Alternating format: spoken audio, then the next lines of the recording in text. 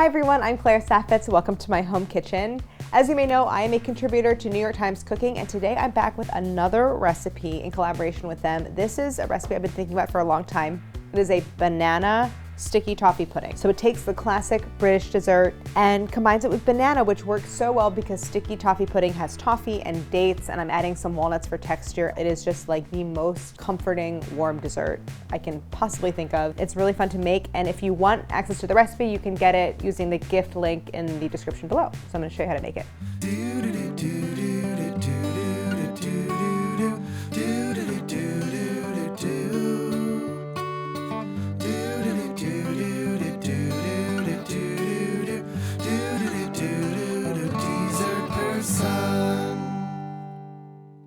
Sticky toffee pudding is a classic British dessert, and it's made of a cake that's very moist from having lots of mashed up dates in it and very tender. You bake it in a baking dish, and when it comes out of the oven, you pour this warm toffee sauce over the cake and it absorbs. And sometimes you see it cut into squares, sometimes it's just like scooped from the baking dish because the cake is so tender, and it's just so delicious. And you can serve it with ice cream or whipped cream, so you get this temperature contrast. It's so comforting, and I was just like, why not add banana to it? Because banana goes well with every single component of the cake. And it also kind of contributes to that like tender moistness. Think of it like banana bread meets sticky toffee pudding. It's really good. So I have ingredients that pull double duty because we have two components, actually three. And I didn't sell this from the beginning, but I should have. It is an upside down banana sticky toffee pudding. There's an upside down layer where we have bananas on it. I basically turned sticky toffee pudding into a more fruit forward dessert, which I really like. So we have three main components. There's kind of like the banana layer, there's the batter, and then there's the toffee sauce. So I'm starting with 5 ripe medium bananas. There's banana that go in the bottom of the pan. That's the upside down layer when you invert it. And then there's banana that's mashed up with the dates and added. So I'm gonna save my 2 ripest bananas for mashing. These bananas have been ripening on my countertop for like a week, but I went grocery shopping during the last snowstorm, and it was like the only bananas were the absolute greenest ones, and I had no choice. And I was like, they'll ripen, but it's like they're still a little green. Not ideal, we'll deal with it. For the cake, some dates, of course, some whole milk, all-purpose flour, dark brown sugar, 2 large eggs, a stick of butter, with the dry ingredients, baking soda, baking powder, and kosher salt. I'm adding walnuts because I like the little crunch that you get in a texture. For the toffee sauce, we have some heavy cream, more dark brown sugar, more butter, more salt, and a little bit of vanilla. Special equipment. You will need a 9x9 square baking dish. So I'm using a ceramic one here. You could use glass, you could use metal if that's what you have. And I've already lined it with parchment paper and greased it, which is neutral oil. You'll need a saucepan because we're gonna cook together that date mixture and get everything mashed up and smooth. And then the batter I'm gonna make with a hand mixer. You could use a stand mixer with a paddle, but I have my hand mixer and just like a few bowls. You'll also need, I have behind me, a little baking sheet, a quarter baking sheet, and that's because we're gonna broil the bananas for that layer. The first thing we're gonna do is get together our banana date mash. This is 4 ounces of pitted medjool dates. Those are the big ones that are like really nice and soft. So I'm gonna add that to my saucepan. So we're using the saucepan to cook this mixture, but also we're going to use it as the cake is baking to make the toffee sauce. So we're gonna hold on to that. I have a 1/2 cup of milk. Sometimes you'll see water. That's like a common thing. In a classic sticky toffee pudding recipe, the dates are just kind of mashed in water. I'm adding a little bit of milk, which helps to enrich it. Sometimes you see it, just a 1/2 cup. I'm also going to add my baking soda. So there's 2 leaveners, there's baking soda, baking powder. The baking soda doesn't actually really act as a leavener. It helps to break down the sort of slightly more fibrous exterior of the dates so that it's smoother. So I'm gonna add that. And now I have to add my banana. So I have 5 bananas. 2 of them are gonna get mashed in, and 3 are gonna I'm gonna leave to form the upside down layer. These are a little bit on the bigger side, so I need 7 ounces of banana, which is about 2 medium. So we're gonna weigh it out. So I'm just gonna kind of break it into pieces as I'm weighing it out. This is definitely a large banana, so I might have a little more than I need. I always make a note, like if there's ever a step in a recipe where you might have extra. I always leave a note that's like, freeze it for smoothies or just eat it or, you know, save it for something. Because sometimes it's just annoying to have like a little bit of an extra ingredient. Speaking of someone with a toddler, leftover banana is kind of gross. That's 7 ounces. It's gonna go in. So we're gonna bring it up to a simmer. I'm gonna start to mash. We really wanna break down the dates and the bananas so you have a kind of coarse paste, nothing with like big whole pieces. And so then I'll turn it down and kind of really gently simmer it and continue to mash. And it just takes about 5 minutes after you hit that simmer to get everything together. So this is gonna thicken quite a bit. And this is what's going to add a lot of moisture into the cake. The dates have broken down and the bananas like fully mashed. It smells so good. So now we need to let this cool. And it gets a little bit foamy because of the baking soda. I'm gonna set this aside so it can cool.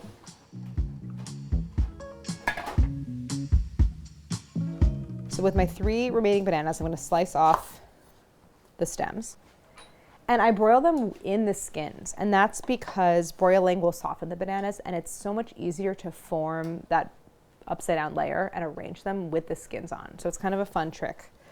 I'll show you. You're gonna cut them in half through the peel, lengthwise. Just like that.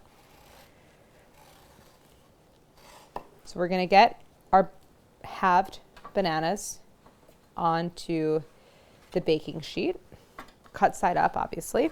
And then we have this 1 tablespoon of brown sugar. The banana kind of chars and I like to let it get really dark. And then that char sort of like dissolves into the top layer of the cake. It's really nice.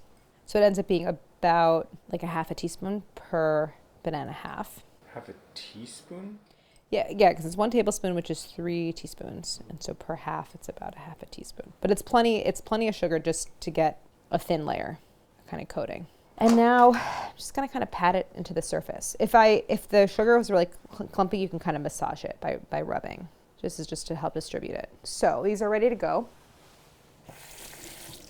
I'm gonna stick them under the broiler, and it's the kind of thing where it's like, set a timer, don't walk away. Just keep an eye on it because they can burn fast.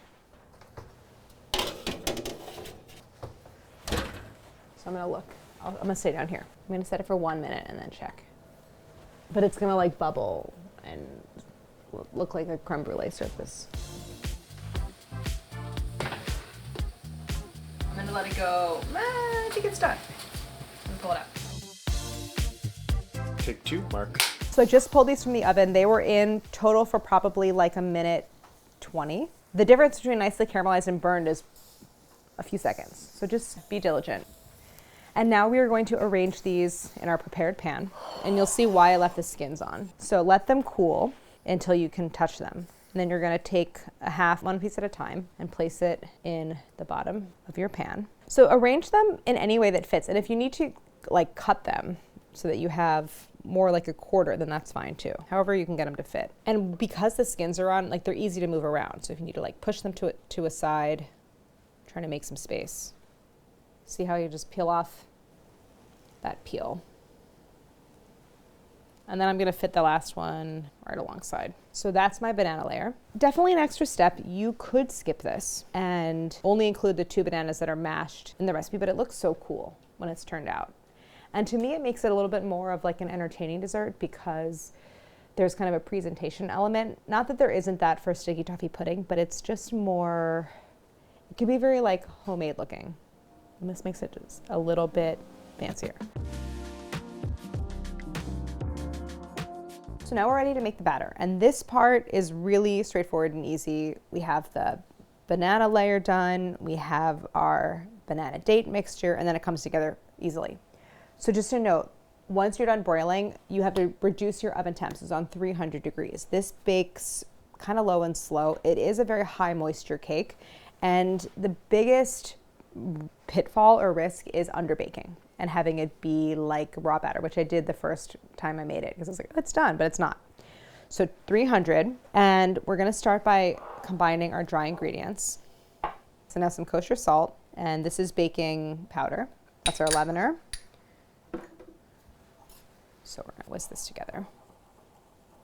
So now we're gonna combine our dark brown sugar and 1 stick of butter. This butter is room temp. The batter has actually a lower proportion of butter in it, but we're gonna soak it in this like extremely buttery toffee mixture. So that's kind of by design. I'm using a hand mixer. You could use a stand mixer with the paddle. That'll go really fast. You could also do it by hand. If you have like a little bit of patience, you can cream this by hand and it'll be fine. So we want to cream this together until it's pale and fluffy. I have my 2 eggs, also room temp. Everything's ready to go. When I say we want it to be pale and fluffy, this is pale because when you start with dark brown sugar, it's very dark. So that has lightened in color. We're going to add our eggs one at a time and beat these in.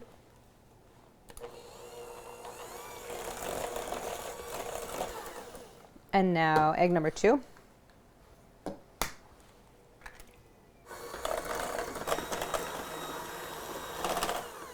So I'm going to alternate wet and dry. So I'm going to do about 1/3 of the dry and then 2 additions of wet, alternating.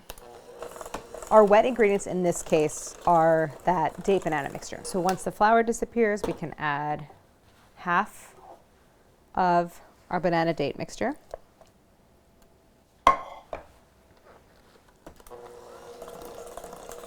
Once that's incorporated, I'll add half of the remaining flour, or 1/3 of the total.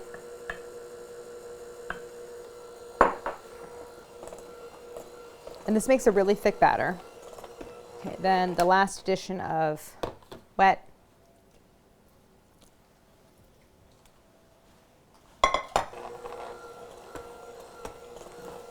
Followed by the last addition of dry.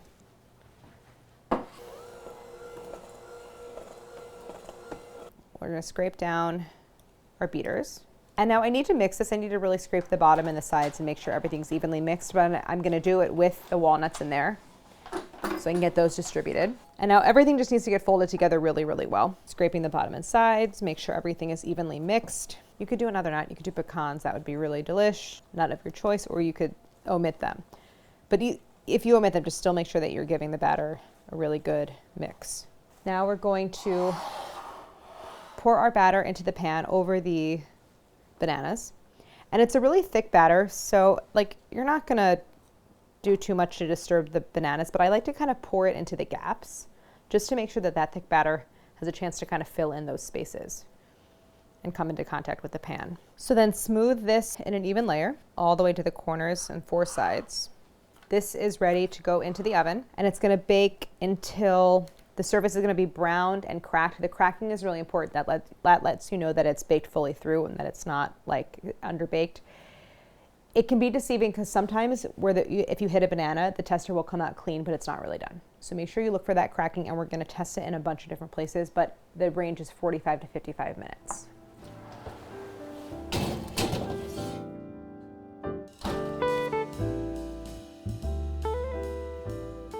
The cake is almost done baking. We took a quick break for lunch, but now I want to pivot quickly to make the toffee sauce. And this is just like a 5-minute thing because the idea is the cake comes out and it's done, and we pour a portion of the warm toffee sauce over the cake.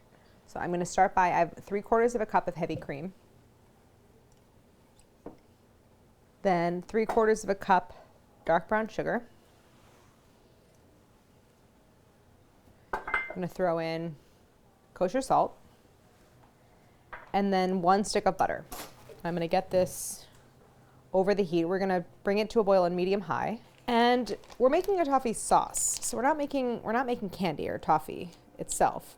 Toffee sauce is really just these ingredients boiled together until they're like slightly thickened, and that's it. And the sugar is dissolved. That's really the most important part. There isn't so much of a well-defined endpoint here.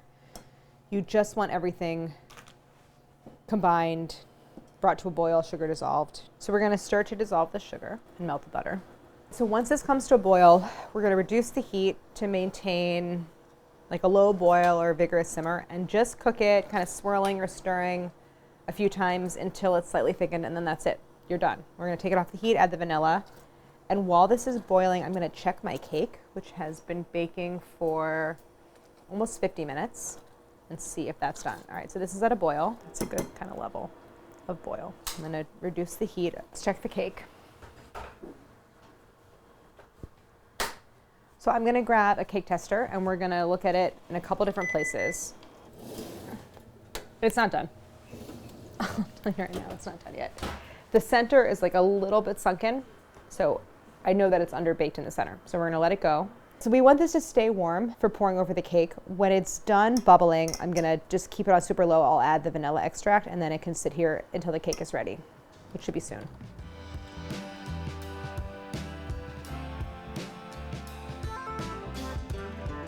It smells so good in here. I can't tell if it's the toffee or the cake. I think it's the cake. But I think it's done. So that the top is nicely domed, it's cracked in places and golden brown. So I'll take it, but we'll test it just to make sure. So this has gone toward the high end of the range, like a little over 55 minutes. It's golden brown, and I'm just gonna test it in a few different places to make sure the cake tester is clean. So the yield on the toffee sauce is around 1 2/3 cups. We're going to take 2/3 of a cup, so a little less than half of the toffee sauce, and pour it over top. But first we wanna poke a bunch of holes. And that is to help the cake like pull the sauce into the crumb. You could use a cake tester, but the cake tester is really thin, so I'm using like a skewer. Where I noticed that where my cake was really underbaked, where I was like doing this and like I was pulling the toothpick out and it was like covered in batter. Oops, but this is good. So this part I'm gonna eyeball. The idea is that you're using some of the sauce to soak the cake and some of it you're reserving for serving because you want to give it like a little extra puddle on the plate. One of the great pleasures of sticky toffee pudding is that it's served warm. Warm cake is the best cake. You can kind of brush it over top. So we want to let this cool just really until it's warm and the cake has had a chance to like pull. You can see it's already pulling the sauce into the crumb, about 15 minutes, and then we're going to unmold it because we want to see that really pretty banana layer on the bottom become the top, and then we're going to serve and taste. Oh my gosh, it's still hot. We're gonna turn it out anyway. So we're gonna turn this out and remove the parchment so you can see the banana layer because it needs to be served upside down. But you can't just turn it out onto a rack because there's like drips from the toffee. So you need to find a platter that will fit. So I'm gonna use this large round one. And is it hot enough for me to touch it? Yeah, I mean, it's cool enough. So we're just gonna go that.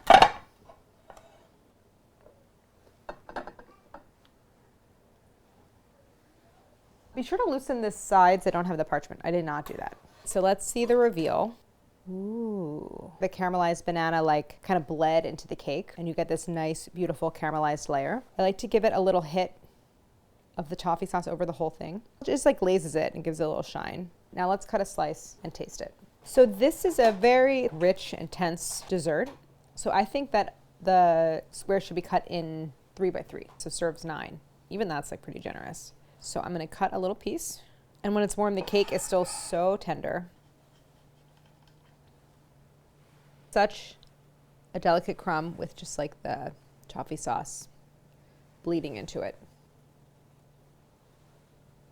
Then just to serve, optional, but give people as much toffee sauce as they want. I feel like with it being warm and with all the toffee sauce, it's like, I'm good. You could add some unsweetened whipped cream, but there's already cream in the toffee, so it's really up to you. The contrast with something cold is nice. So if you want vanilla ice cream or whipped cream, that's nice. But I'm just gonna eat it as is. I just think it looks so good, so tender. And even though the point of sticky toffee pudding is that it's warm and soft, I do like the walnuts in there for just like a little bit of crunch, plus like walnuts and dates and banana. It all goes together. It really is like, gives banana bread, but also sticky toffee pudding. Banana bread and sticky toffee pudding together make this, which is such a comforting dessert. It's fun to serve to a group. You could do like the sauce and if people can like top it themselves. It's super delicious, but it is also kind of like a snacking cake. So if you want to make this and you have leftovers, what happens is the butter and the toffee sauce will harden and so it will solidify. So just rewarm it gently. You can do it in the oven, you can do it in the microwave, however you want. Just a really, really fun spin on a classic. So if you want to look at the full recipe, you can get the link in the description below. There's no paywall, so you can access it for free. I really hope you check it out and make it. Thank you so much for watching. Don't forget to like and subscribe.